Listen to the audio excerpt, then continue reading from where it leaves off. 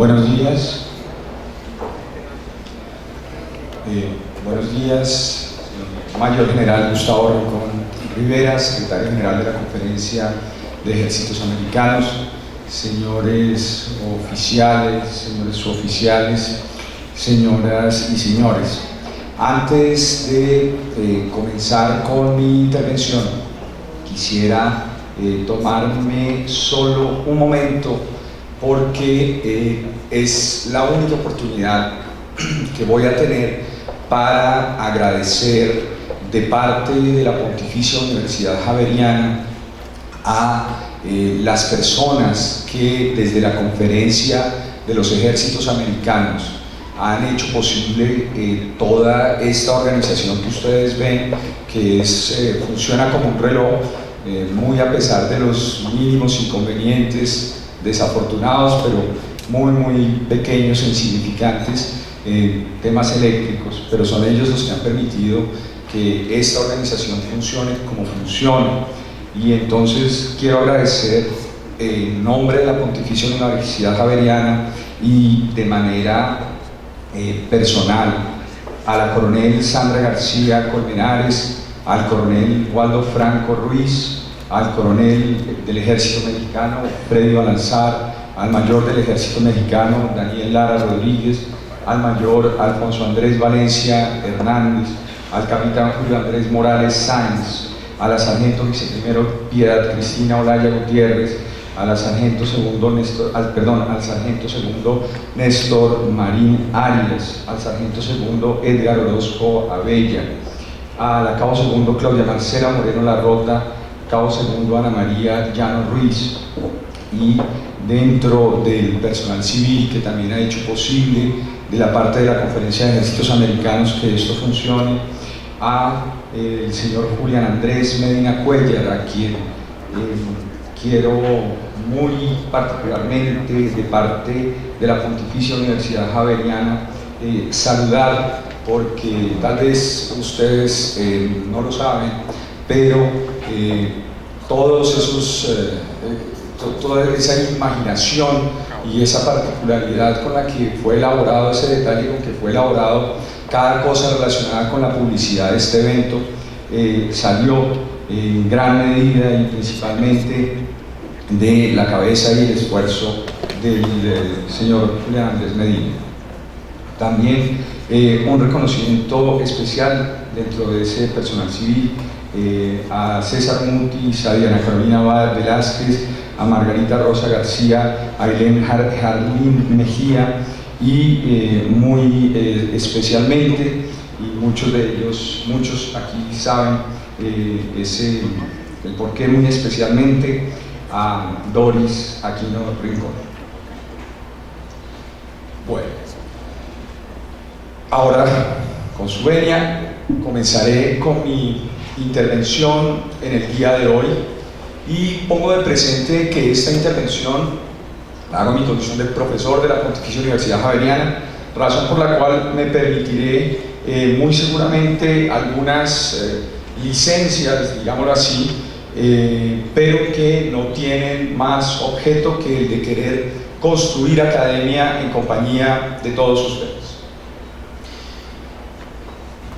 De acuerdo con el alcance y desarrollo que nuestra jurisprudencia en Colombia le ha dado al fin constitucional de las fuerzas militares, y de acuerdo también con las actividades por estas desarrolladas a lo largo de toda nuestra historia republicana, la existencia de estas fuerzas militares ha estado encaminada a garantizar, dice nuestra Constitución, el debido cumplimiento de los fines esenciales del Estado, entre los cuales está el de defender la independencia nacional, mantener la integridad territorial y asegurar la convivencia pacífica y la vigencia de un orden justo, a través del desarrollo de una función constitucional específica que les fue encomendada y que consiste en, lo dice también la Constitución, la defensa de la soberanía, la independencia, la integridad del territorio nacional, y desde ya comienzo a subrayar, y del orden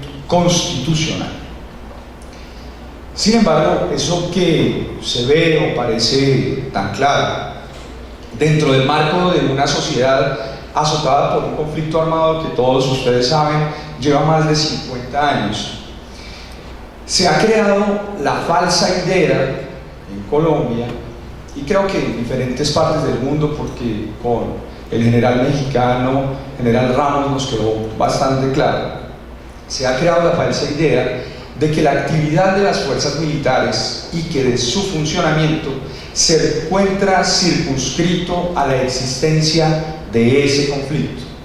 En definitiva, las fuerzas militares solo existen en razón del conflicto o en razón de la existencia de una supuesta violencia. Y por eso también el estudio entonces de la estructura y de las finalidades de las fuerzas militares desde la perspectiva jurídica se ha reducido a un análisis atado directamente a sus actuaciones bélicas, ya sea dentro del marco de un conflicto declarado o aceptado, como sería el caso colombiano, o ya sea simplemente dentro del marco de un conflicto bélico no aceptado, pero existente muy seguramente, y con un poco de osadía lo diría, como sería el caso mexicano. Esta situación, y es lo que, digamos, hace que me interese mucho el tema desde la perspectiva que se los voy a plantear, es una situación sin duda alguna nociva para toda la sociedad y nociva, muy nociva para las fuerzas militares. El que se ligue las fuerzas militares únicamente a la existencia de un conflicto termina siendo no solo nocivo para la sociedad porque se pierde de un instrumento esencial para el Estado, sino que a su vez resulta nocivo para las propias fuerzas militares. Porque entonces, y aquí evocando un poco lo que decía ayer el decano de la Facultad de Ciencias Jurídicas, se pierde esta idea de que las fuerzas militares son una institución encargada de defender, para entenderlas más bien como un brazo armado y violento y casi que represor del Estado, lo cual lógicamente es absolutamente inaceptable.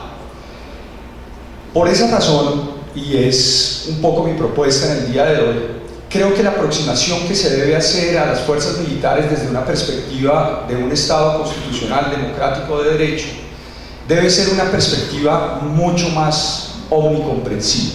¿Sí?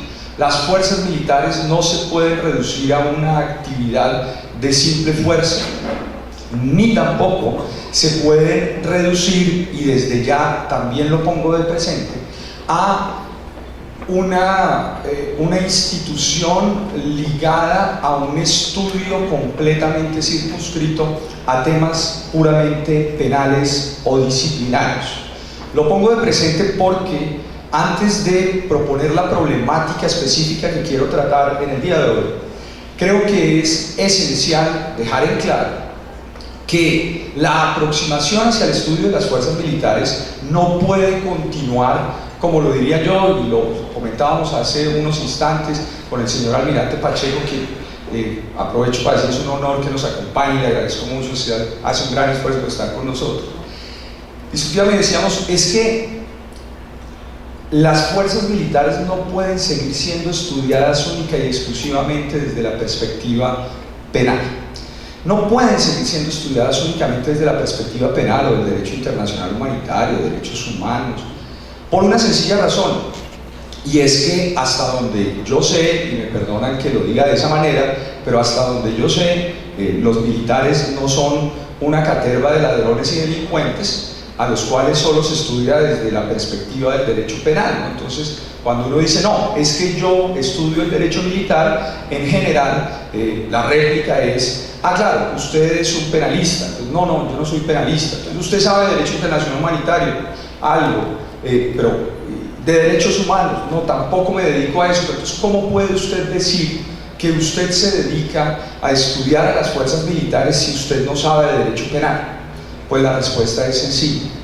Las fuerzas militares son una institución mucho más compleja y que por ende debe ser estudiada de una manera más omnicomprensiva, de manera que no hagamos únicamente aproximaciones penales, porque creo que es profundamente nocivo. Por eso mi aproximación es constitucional, administrativista y si bien tocaré tangencialmente no, directamente el tema de la justicia militar, esa apreciación o las propuestas que haré en ese sentido no serán desde una perspectiva propiamente penal, sino desde la perspectiva de un jus publicista y particularmente administrativista. En el Estado social y democrático de derecho existe un concepto que creo yo se ha dejado de lado para analizar a las fuerzas militares, y es que cuando uno en una facultad le pregunta a cualquiera cuál es la diferencia entre un Estado de derecho y un Estado social de derecho, la mayoría de las personas están casi que en la incapacidad de decir cuál es esa diferencia. Pero esa situación resulta esencial, o esa diferenciación resulta esencial, porque la diferencia entre uno y otro, y en el caso colombiano toma todo el sentido a partir de la Constitución del 91, es que, diríamos teóricamente, en el Estado de Derecho, esas instituciones democráticas consagradas dentro de la Constitución están única y exclusivamente allí establecidas para garantizar única y exclusivamente la fortaleza de esas instituciones. Es decir, como si la finalidad de la institución fuera el Estado en sí mismo. Por el contrario, cuando pasamos al Estado social de derecho, ese Estado comienza a ser o pretende ser un Estado garantista, pero ya no solo de las instituciones, sino principalmente de los derechos del ciudadano. La única finalidad de cualquier institución dentro del marco de un Estado social de derecho, constitucional de derecho, es el bienestar del ciudadano. En esa perspectiva, entonces, claro, la pregunta que uno comienza a hacerse es: ¿y cuál es el rol que deben jugar las fuerzas militares en ese Estado constitucional y democrático de derecho? ¿Qué debe hacer? ¿Qué puede hacer las fuerzas militares? Y aquí lo dejo claro, si no lo he sido, no es un error que esté haciendo referencia a fuerzas militares.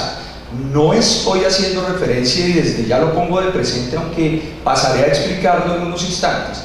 Desde ya pongo de presente que, a propósito, estoy dejando al lado a la Policía Nacional. No es ni mucho menos una posición peyorativa, ni más faltaría, es simplemente una posición académica, porque entre otras cosas, como lo plantearé también en unos instantes, creo que uno de los problemas más grandes en materia constitucional para las fuerzas militares y para la sociedad colombiana es la indefinición que, derivada del conflicto armado, se ha dado entre las funciones policiales y las funciones militares.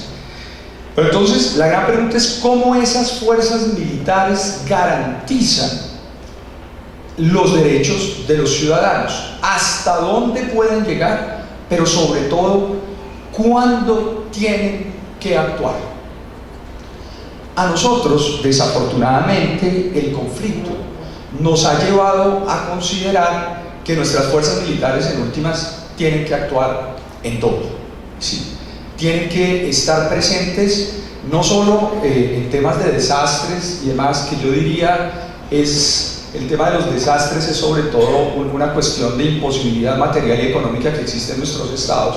Es decir, entre crear una gran fuerza que se ocupe del tema de desastres y más bien pedirle a las fuerzas militares que ya están instituidas que se ocupen de eso, pues es más fácil llamar a las fuerzas militares. Creo que allí no hay realmente una diferenciación de fondo. Y creo que por eso también se cometen errores como el que puede cometer el ministro de Defensa colombiano cuando dice que en una situación de postconflicto los militares se dedicarán a ser guardabosques. Es decir, nuestros soldados profesionales se van a convertir en guardabosques.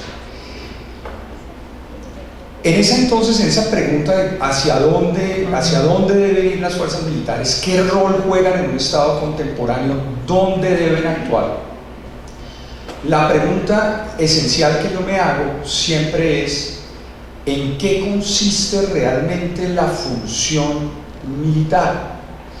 Hay gente que dice, claro, es que como usted es un académico, usted solo se la pasa pensando en conceptos lejanos allá y en su casa o en la universidad, pero siempre he llegado a la misma conclusión, y es que esos conceptos que aparecen lejanos, aparentemente, siempre llegan a la discusión cuando se va a definir problemas de tipo estructural en el país, y quienes creemos profundamente en las instituciones vemos que les es imposible a muchos definir.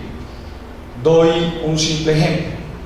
En alguna discusión que tuvimos académicamente en la Universidad Javeriana con unos funcionarios del Ministerio de Defensa, y ayer Ricardo Forero lo confirmó, les preguntamos, dijimos, oiga, el fuero militar, ustedes quieren reformar el fuero militar, está muy bien, y para reformar el fuero militar, porque usted me está proponiendo una nueva justicia, me está proponiendo una cantidad de cosas nuevas para los militares, imaginamos que ustedes tienen claro el concepto de fuerzas militares. ¿Cuál es el rol que usted considera que deben jugar las fuerzas militares dentro del Estado constitucional y democrático de derecho, para saber si su reforma de fuero tiene o no validez? Y la respuesta del funcionario del Ministerio de Defensa es, y quedó confirmado ayer, es ninguna. Eso ni nos lo preguntamos. Sino, pero ¿cómo usted puede pretender una reforma constitucional del fuero militar sin haberse preguntado cuál es la finalidad constitucional de las fuerzas militares y qué son las fuerzas militares en el Estado colombiano? Me dice, sí, no lo preguntamos porque, y ayer lo dijo Ricardo Forero, no nos lo preguntamos porque realmente nuestro problema es que vimos, y él lo puso en cifras, que el 63% de los soldados colombianos no quería ir a combate porque se sentía inseguro jurídicamente, y entonces preferían no ir por el miedo jurídico. Entonces me dice, la reforma al fuero se da como un mecanismo para que los soldados se sientan tranquilos y vayan a combate. Claro, pero entonces cuando viene la discusión grande con quienes no les gusta la justicia militar, pues se cae toda la estantería, porque yo, con la base de ese argumento, no puedo justificar la existencia misma de la justicia militar. Entonces, por eso es que me hago la pregunta, ¿hacia dónde va? ¿Cuál es el rol? ¿Y qué pasa? Es una pregunta demasiado amplia. Por ser una pregunta demasiado amplia, hoy solo quiero proponer dos análisis, dos perspectivas específicas con relación a este tema. La primera es con respecto a la definición misma de cuál es la finalidad de las fuerzas militares, y aquí me disculparán todos nuestros invitados internacionales, pero estoy obligado a tomar un ejemplo de análisis, y lógicamente uno debe hablar solo de lo que sabe. Entonces, pues yo solo conozco bien el tema colombiano, entonces me voy a dedicar solo a hablar del tema colombiano, será mi objeto de estudio. Para saber las fuerzas militares colombianas, por lo menos desde la perspectiva constitucional, ¿cuál es su finalidad? ¿Cuál es el rol de las fuerzas militares en Colombia? ¿Por qué? ¿Por qué o cómo me voy a aproximar? Desde las dos perspectivas siguientes. Primero, desde la perspectiva de la diferenciación entre el rol policial del rol militar. Es una apuesta de conceptualización teórica, y creo que el general Ramos mostró toda esa parte muy práctica, que es una propuesta de aproximación un poco conceptual y teórica, pero insisto que considero indispensable para poder dar los debates. Entonces me aproximaré para hacer una diferenciación entre lo que considero es el rol de la Policía Nacional y lo que considero es el rol de las fuerzas militares. Esto que ustedes pueden pensar algunos que es un carretazo hartísimo, que sí es un carretazo hartísimo, pero el punto esencial es el siguiente. En Colombia, como en Chile hace algunos años, se debatió muy seriamente, pero en Chile se materializó la creación de un Ministerio de Seguridad y Convivencia Ciudadana que reemplazara en gran medida las actividades que se desarrollaban en el sector defensa, y que es bien particular en el caso colombiano, porque quienes se oponen radicalmente a la existencia de ese ministerio y a salir del sector defensa ha sido de manera muy clara el cuerpo de generales de la Policía Nacional, es decir, quienes uno pensaría que estaban muy contentos porque iban a tener un nuevo ministerio, ellos mismos dicen no nos interesa. Pero el tema es de fondo. ¿Por qué?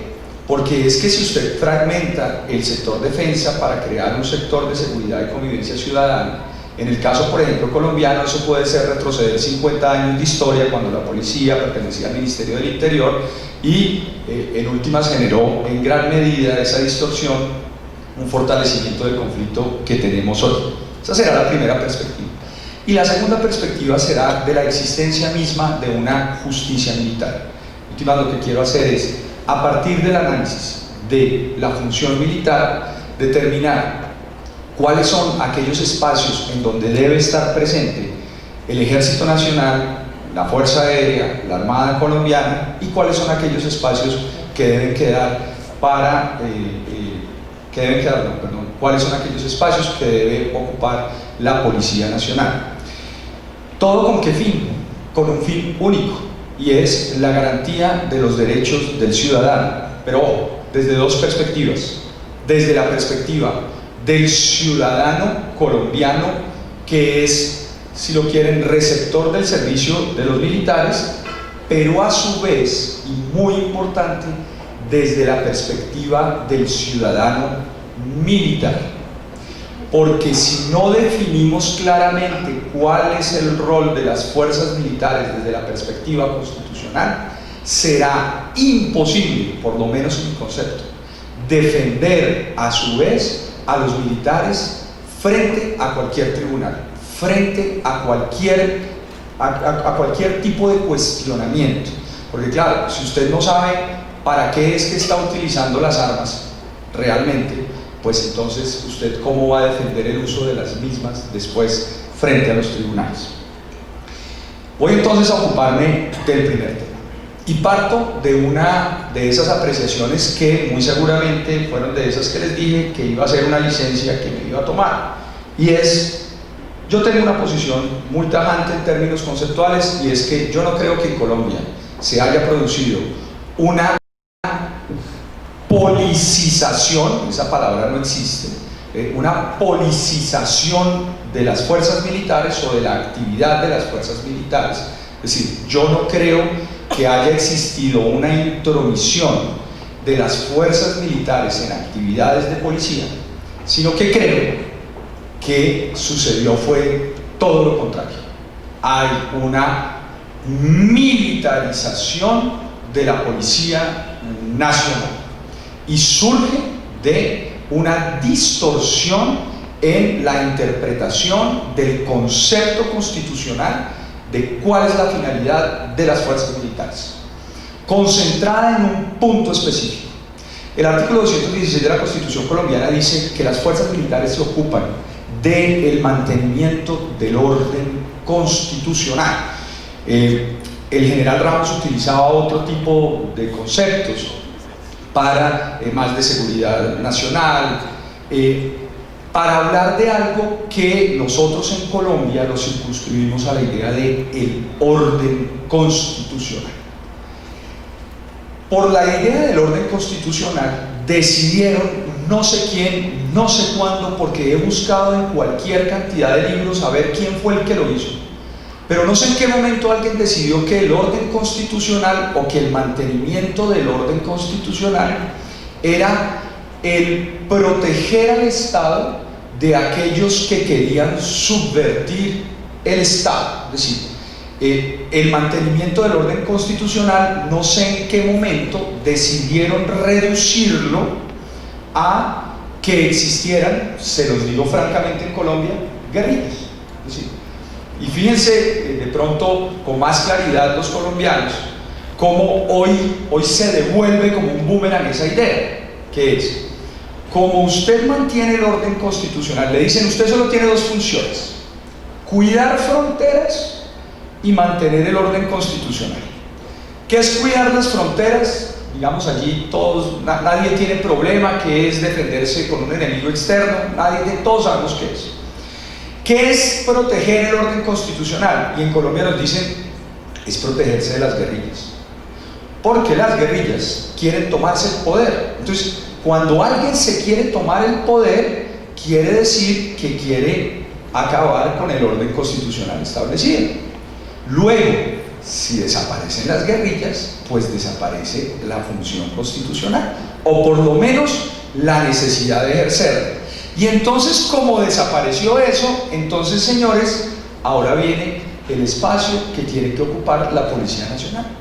Porque como ya no hay nadie que quiera quedarse con el poder, aquí dirían, como ahora lo que hay son bandas criminales, y las bandas criminales no se quieren tomar el poder, entonces, señores militares, a los cuarteles, a las fronteras, que llegó la hora, y lo digo, insisto, lo digo con profundo respeto por la Policía Nacional, ¿no? Hago un pequeño paréntesis para que nadie, por favor, me vaya a malinterpretar. Lo digo con fuerza, estoy diciendo con fuerza una serie de conceptos, pero con el más profundo respeto por héroes. Nuestros policías son unos héroes. Cierro el paréntesis, pero retomo. Pero yo creo, entonces salen y nos dicen, es el momento de la Policía Nacional. O sea, llegó el momento de la Policía Nacional porque ya no hay que defender el orden constitucional, porque ya no hay nadie que se quiera tomar el poder. Yo digo, no, pero espérese un momentico porque yo no entendí. O sea, ahí yo digo y paro, no entendí. No entendí cuándo fue que el orden constitucional se convirtió en el gobierno de turno, cuándo me redujeron el orden constitucional a quien estaba en el poder, y sobre todo, cuándo me redujeron el orden constitucional en temas sobre todo de orden a subvertir a quienes están ocupando ese poder. El orden constitucional, de la manera en que yo lo concibo y yo lo conceptualizo, es mucho más amplio. El orden constitucional es todo ese conjunto de elementos que permiten que se pueda ejercer el poder del Estado en términos democráticos y que se pueda hacer efectiva la garantía de los ciudadanos de manera estable. Es decir, para mí, orden constitucional es sinónimo de estabilidad constitucional y de plena garantía de goce de los derechos de los ciudadanos. Luego, yo no creo que porque se acabaron las guerrillas, entonces se tiene que acabar, como quieren muchos vender, el ejército y las fuerzas militares. No tanto acabarlas, sino vuelvo a decir lo mismo, que se devuelva para el cuartel. Usted ya no tiene nada que hacer acá, no lo queremos volver a ver, porque este es un país en paz, y en un país en paz ya no se necesitan las fuerzas militares, solo se necesita a la policía. Creo que es un error craso, pero que viene, insisto, de una equivocada concepción de lo que es la función militar desde la perspectiva constitucional.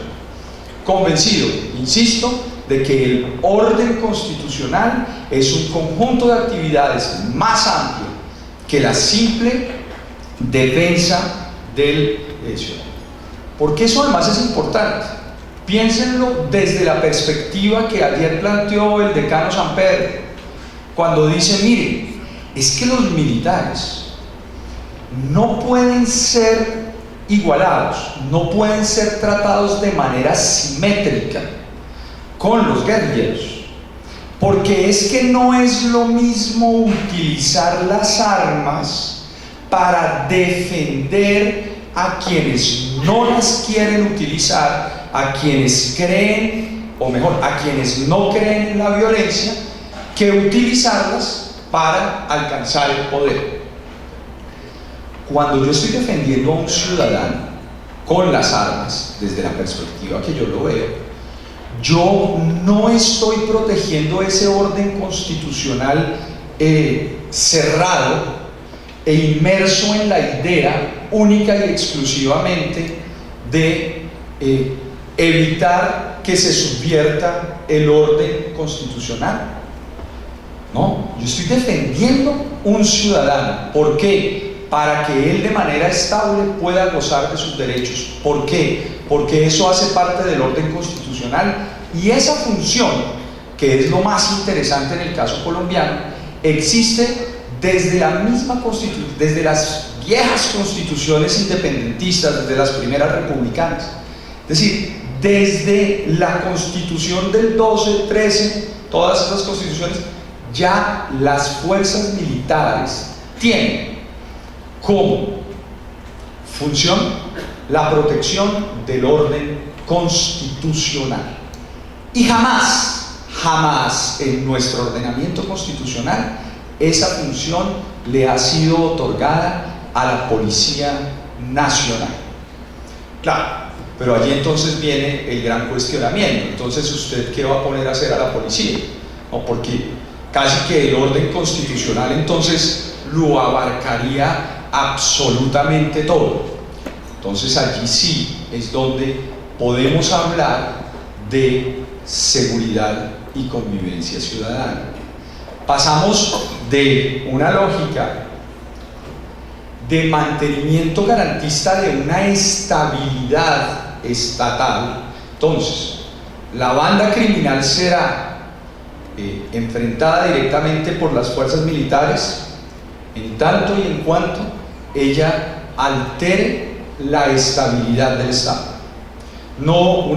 Es decir, un grupo de ladrones en Bogotá no desestabiliza el Estado, ¿cierto?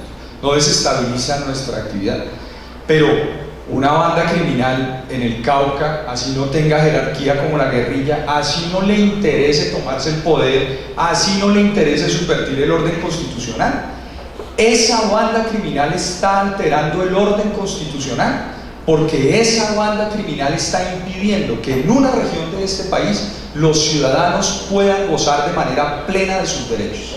Luego, esa banda criminal, a diferencia de los ladrones de Bogotá, debe ser combatida directamente por nuestras fuerzas militares. E insisto, es una idea desde el punto de vista conceptual constitucional. Primer punto. Segundo punto. Hablaba de la justicia militar.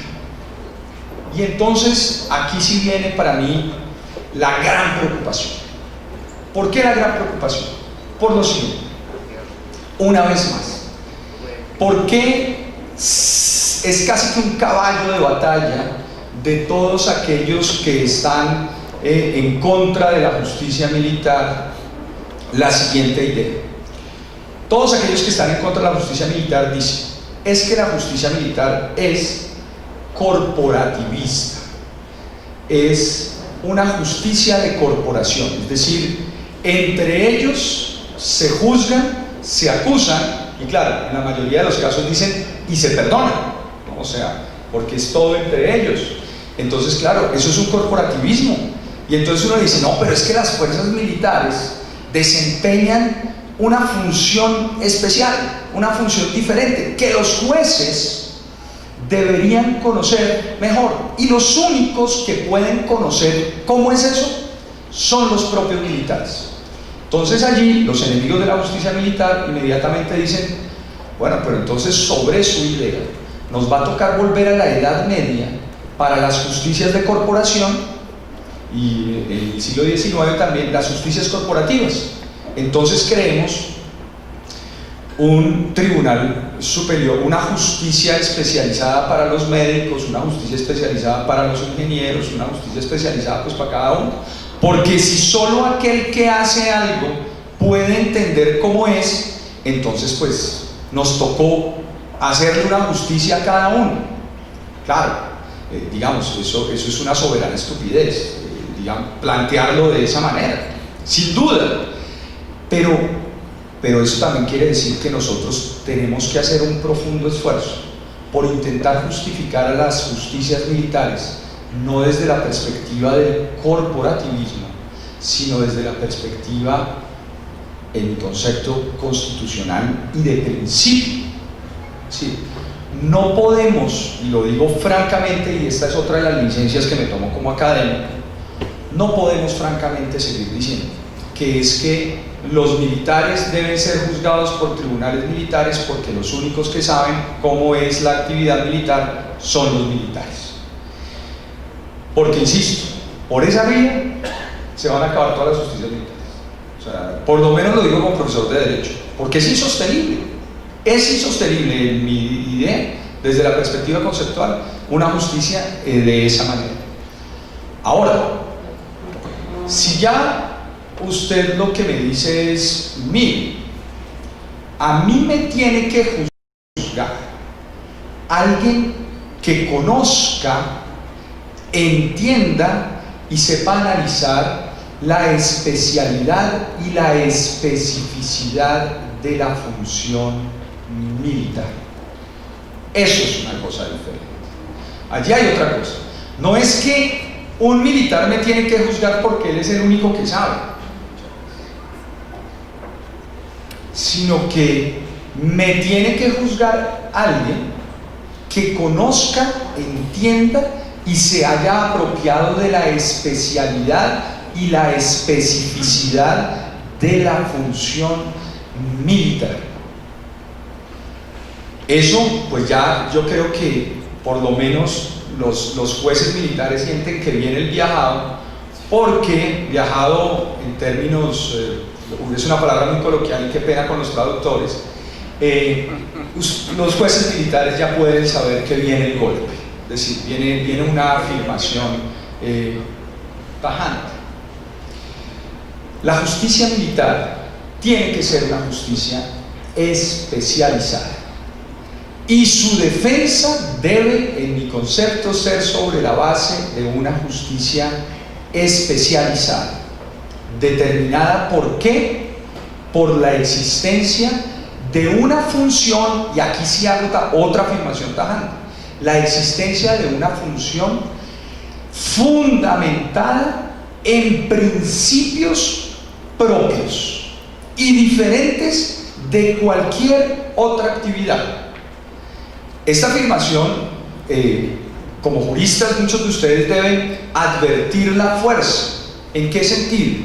Cuando digo, mire, es que es una justicia especializada, es una jurisdicción especializada, porque se fundamenta en principios especializados diferentes a cualquier otra actividad. No estoy diciendo que la actividad es diferente, estoy diciendo es que los principios en que se fundamenta la actividad son diferentes. Se los planteo de la siguiente manera. Hay un caballo de batalla, es que nosotros los militares trabajamos 24 horas y nosotros no tenemos horarios y nosotros no tenemos... Y yo de una manera un poco burda, pero solo para generar la discusión, digo, pues los mineros acá en Colombia también trabajan 24 horas todos los días y demás, ¿sí? Es decir, sobre la base del esfuerzo, sobre la base de la actividad, pues de pronto podemos llegar a situaciones iguales, mucha gente esforzándose por cosas iguales. Pero claro, el principio que orienta las razones por las cuales el minero pasa 24 horas trabajando es diferente al principio que orienta la razón por la cual el militar pasa 24 horas trabajando. Por eso son diferentes, no por la actividad, sino por el principio que orienta la actividad. Pero claro, como es el principio el que orienta esa actividad, y allí hay un punto que a mí me parece capital, es el siguiente: como es el principio el que orienta la actividad, entonces la justicia debe ser especializada y debe ser una jurisdicción. Me explico en mi punto. ¿Por qué existe jurisdicción laboral o justicia especializada en lo laboral? Eso no es porque la actividad de trabajo sea una actividad diferente de la del prestador de servicios. En esencia es lo mismo. Se justifica es porque la actividad del trabajador se regula por principios diferentes de los del prestador de servicios. Y lo entendemos así, entendemos que hay unas relaciones propias y únicas del mercado de trabajo. pues yo estoy convencido que hay unas relaciones y unos principios propios y únicos de las fuerzas militares, y es eso lo que justifica la existencia de una justicia militar. Pero por ese lado también, y ahí es donde viene el golpe, pero por ese lado también debemos aceptar que si lo que hace la diferencia son los principios, entonces, con muchísimo respeto, yo creo que para ser juez militar no es una condición el estar uniformado o haber estado uniformado. Voy con delicadeza porque sé que el tema es complejo, pero arranco por acá, en lo siguiente. Yo no creo que, y de hecho creo que, por ejemplo, en el caso colombiano, tarde o temprano tendremos que ceder. Vamos a tener que ceder para poder mantenerlo.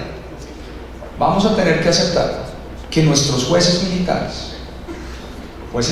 en el entendido de jueces pertenecientes a la justicia militar, esos jueces pueden también ser civiles, plenamente civiles. Hoy, para los extranjeros, nuestros jueces y magistrados tienen que ser oficiales en retiro o oficiales en actividad. Es complejo, o sea, el tema es complejo. ¿Por qué? Porque yo creo que lo que necesita la justicia militar, inclusive para legitimarse desde la perspectiva de los principios, y ahí hay un guiño de pronto para unos ciertos elementos que tienen muy interesantes en la justicia militar brasilera, y es que definitivamente la justicia militar colombiana tendrá que abrirse a los civiles para permitir que, y entonces aquí es donde viene el matiz, con los militares, con los jueces, esos sí, uniformados, administren justicia. Es decir, mi punto es el siguiente: yo no creo que para poder juzgar a un militar se tenga que ser militar. Creo que para juzgar a un militar se requiere conocer la manera en cómo funcionan los principios especializados de la actividad militar. Pero al mismo tiempo creo que un civil, y de alguna manera lo decía ya Ricardo Forero, por sí solo, hay elementos que se le escapan, y por esa razón necesita tener a su lado a alguien que los haya vivido. Por eso es que creo en las justicias militares mixtas, ¿no?, donde tenemos el componente militar y el componente civil, pero se requiere un componente civil. Y en el caso colombiano se requiere otra cosa en términos de principios. Es que vaya y explíquele a cualquiera, a un alumno, explíquele a un alumno cuando usted está dictando estructura del Estado y le dice función judicial, función administrativa, función legislativa, y entonces usted tiene que decirle, no, es que la función judicial no siempre está en la rama judicial. Pues listo, entonces los alumnos levantan la mano y dicen, claro, el caso de los árbitros no está en la rama judicial directamente, el caso de la superintendencia de sociedades. Pero cuando uno les dice, sí, pero en el caso colombiano, en la rama judicial tampoco está la justicia militar, y allí hay un problema tremendo. Vamos a tener que pelear contra eso. Y no es, y aquí también hay una apreciación, yo no creo que por el hecho de que saquemos la justicia militar y la pongamos en la rama judicial, entonces no vamos a poder tener jueces uniformados. No, creo que es más, le haríamos un gran favor al juez uniformado de llevarlo hacia la rama judicial, que inclusive, como en el caso brasilero, según entiendo, que a los oficiales que desempeñan el cargo de jueces les paga su salario la rama judicial, no el ejecutivo, no el arma a la que pertenece. ¿Por qué? Porque así muy seguramente se generará más independencia y más autonomía. Pero lo tendremos que hacer, porque es insostenible. O sea, es insostenible seguir diciendo que tenemos una justicia militar completamente insostenible desde el punto de vista conceptual, completamente autónoma, cuando el que le paga es el Ministerio de Defensa, cuando no está dentro de la línea de mando, pero allí está, digamos así. Entonces, ahí hay una serie de situaciones complejas pero estoy convencido, insisto, que vienen desde una posición y de una propuesta de tipo conceptual, principiológica, no de actividad. Las justicias militares no se pueden fundamentar en la actividad militar, sino en los principios que gobiernan la actividad militar, que esos sí son diferentes y son los que justifican la existencia de una jurisdicción especializada en lo militar. De manera que la propuesta en ese sentido, por lo menos para el debate académico, es la siguiente: en Colombia se debe sacar la justicia militar del Ejecutivo, debe salir del Ministerio de Defensa, debe pasar a la rama judicial. 1. 2. Esa justicia militar debe convertirse en una justicia mixta, no puede seguir siendo una justicia únicamente uniformada. Y lo digo además como único mecanismo para defender a la propia justicia militar. Si no, ya vienen por ella y no la vamos a poder defender. 3. Debe existir una jurisdicción militar. Creo que Colombia está en mora de tener una sala especializada en lo militar en el Consejo de Estado, dentro de nuestra jurisdicción administrativa. Y si no la quieren poner ahí, la quieren poner en la Corte Suprema de Justicia, que la pongan en la Corte Suprema de Justicia. Pero tiene que haber una jurisdicción especializada en lo militar. No puede este país seguir considerando la justicia militar una justicia de segunda categoría y que además no tiene cabida dentro de la Corte Suprema de Justicia. Debe darle cabida. ¿Como mecanismo de qué? Pues como mecanismo de garantía para que el ciudadano militar pueda gozar de manera plena de todos sus derechos, para que realmente le podamos dar seguridad jurídica. La seguridad jurídica no necesariamente se la da un juez uniformado. La seguridad jurídica se la da el juez uniformado o el juez civil, pero que esté preparado, que conozca del tema, que sepa. Para concluir, entonces, quisiera simplemente concretar los puntos.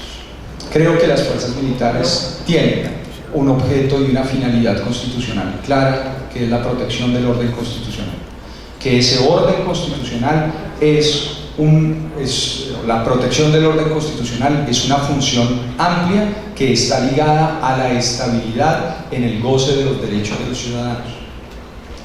Y creo que por esa razón, entonces, a las fuerzas militares se les deben respetar los espacios que le corresponden y a la policía se le deben respetar los espacios que le corresponden.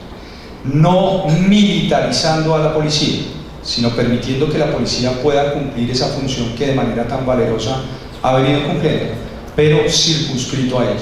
No creo en ese Ministerio de Seguridad y Convivencia Ciudadana. Creo profundamente en que la policía, por sí misma, por su función, debe mantenerse en el Ministerio de Defensa, además porque históricamente creo que este país se arrepentirá si lo llega a sacar de ahí, porque ya no es, o sea, históricamente. Y por la otra vía, la otra propuesta es, en razón de esa especificidad, de esas obligaciones de protección del orden constitucional, que se deben hacer sobre la base de principios únicos y exclusivos, propios de la función militar, no de la actividad militar, de la función militar, debe existir una justicia militar fuerte, consolidada en la rama judicial, con una sala especializada dentro de las altas cortes en lo militar, pero debe obligatoriamente ser mixta. No puede ser una justicia corporativista, debe tener el lugar allí. ¿Para qué? Para que le demos un cierto equilibrio a la visión. Les agradezco mucho su atención.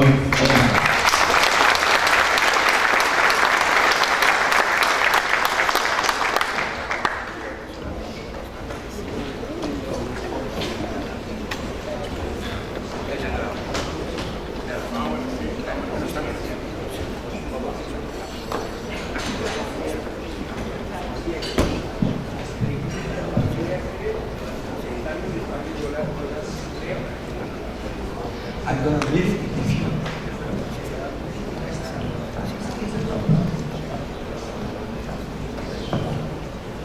First of all, I want to thank Professor Rincon for his excellent expose we had. As the time is passing by rather quickly, we are now giving the floor for the question and answers. I had a lot of preguntas here, and I have the same linguistic problem that my colleague yesterday had. So the first question is an easy one because it's in English, and for the next questions I will ask for some assistance if that's possible. Professor, the first question that I have here is that it's a rather direct question. What do you think about the impartiality and the independence of the Colombian military judiciary system?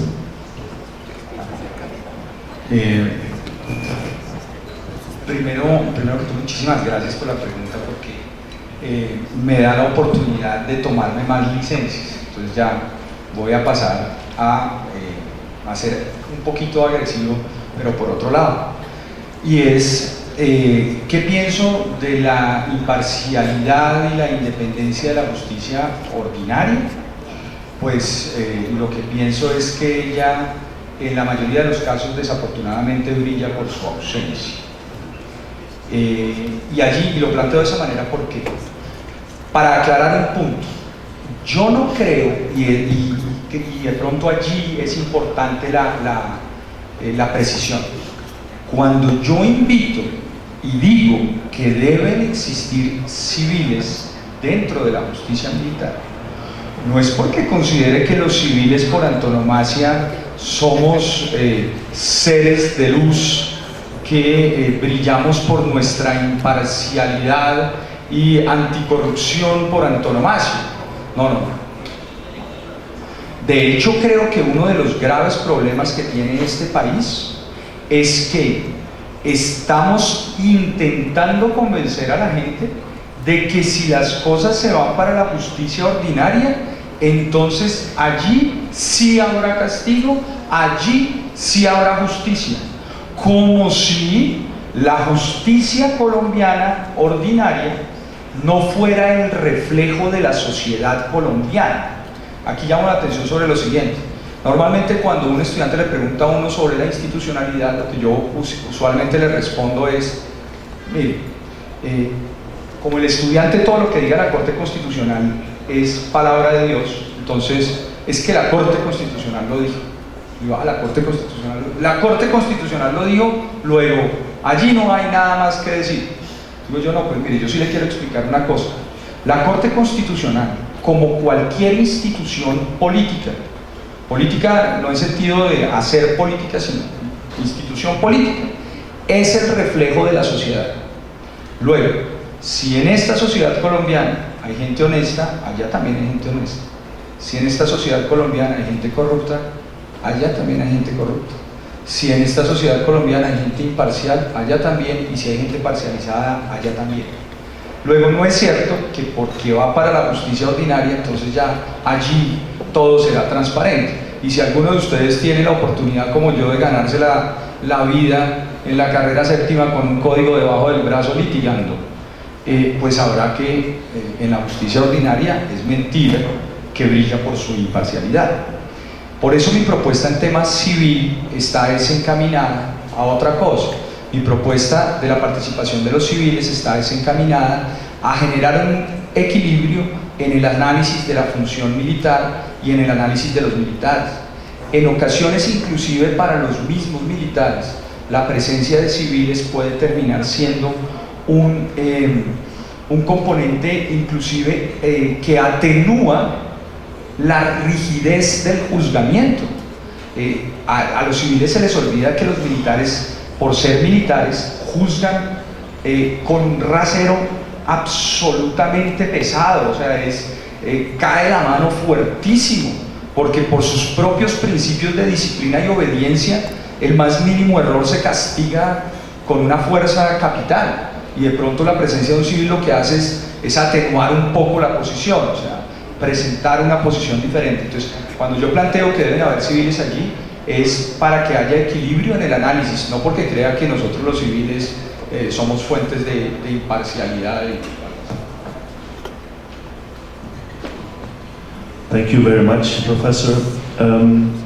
I have here 12 questions in Spanish now. Some of them I think also in Portuguese, but it's very difficult for me to make the difference.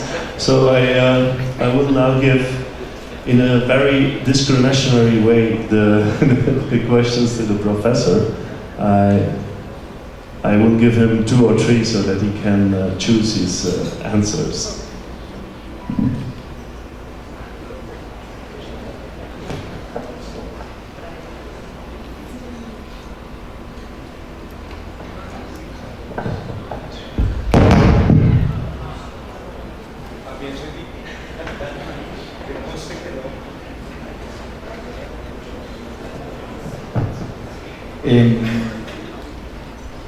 Hay una pregunta conceptual interesante, dice, en su concepto de orden constitucional, ¿cuál sería la diferencia con el concepto de orden público?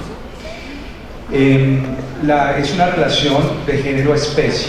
Considero que el tema del orden público, como se plantea, es el orden público, es un género,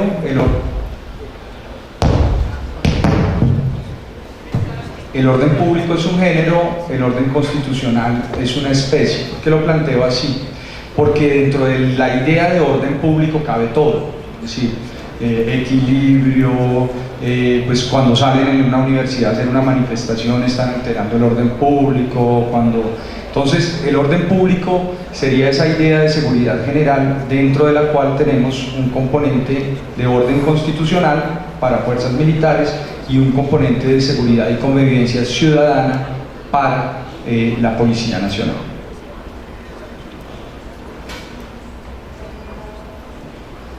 Dice... Sí, yo creo que con esta falla esta sería bueno entrar al café. Bueno, gracias. Muy amables. Muy